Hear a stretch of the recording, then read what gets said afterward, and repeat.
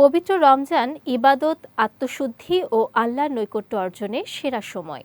এ মাসে প্রতিটি নেক আমলের সোয়াব বহুগুণ বৃদ্ধি পায় এবং গুনাহ মাফের সুবর্ণ সুযোগ সৃষ্টি হয়। তাই রমজানের প্রতিটি মুহূর্তকে অর্থবহ করে তুলতে বেশি বেশি ইবাদত, দোয়া ও নেক আমলে মনোযোগী হওয়া একজন মুমিনের দায়িত্ব। বিস্তারিত ডেস্ক রিপোর্টে। ইবাদতের সর্বশ্রেষ্ঠ মৌসুম হল পবিত্র রমজান। এ মাস রহমত, মাগফিরাত ও নাজাতের বার্তা নিয়ে আসে। একজন মুমিনের জন্য আত্মশুদ্ধি, গুনাহ মাফ এবং তাকওয়া অর্জনের অনন্য সুযোগ হলো এই রমজান। তাই এই মাসকে যথাযথভাবে কাজে লাগাতে হলে আমাদের আমল ও আখলাকে ইতিবাচক পরিবর্তন আনতে হবে। রোজা শুধু সুবহে সাদেক থেকে সূর্যাস্ত পর্যন্ত পানাহার ও দাম্পত্য সম্পর্ক থেকে বিরত থাকার নাম নয়, বরং মিথ্যা, গীবত, ঝগড়া বিবাদ, গালাগালি, সুদ, ঘুষ সহ সব ধরনের পাপ কাজ থেকে নিজেকে দূরে রাখাই প্রকৃত রোজা। সহিহ বুখারীর হাদিসে এসেছে, যে ব্যক্তি মিথ্যা ও অন্যায় কাজ পরিত্যাগ করে না, তার পানাহার ত্যাগে আল্লাহর কোনো প্রয়োজন নেই। তাই রোজার প্রকৃত সুফল পেতে হলে চরিত্র ও আচরণ শুদ্ধ করা অপরিহার্য।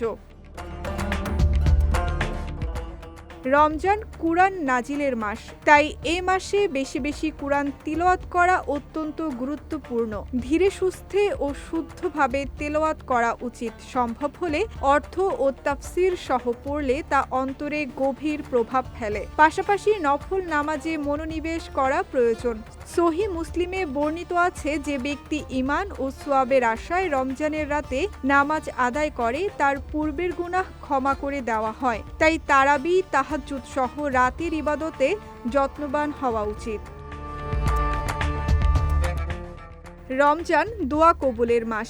বিশেষ করে ইফতারের পূর্ব মুহূর্তে আন্তরিকভাবে আল্লাহর কাছে ক্ষমা ও কল্যাণ কামনা করা উচিত। কুরআনুল কারিমে আল্লাহ তাআলা তাকওয়াবানদের জন্য ক্ষমা ও মহা পুরস্কারের সুসংবাদ দিয়েছেন। একই সঙ্গে রোজাদারকে ইফতার করানো ও দান সদকা করা এ মাসের গুরুত্বপূর্ণ আমল। সামর্থ্য অনুযায়ী দরিদ্র ও অভাবীদের সহযোগিতা করা মহান সওয়াবের কাজ।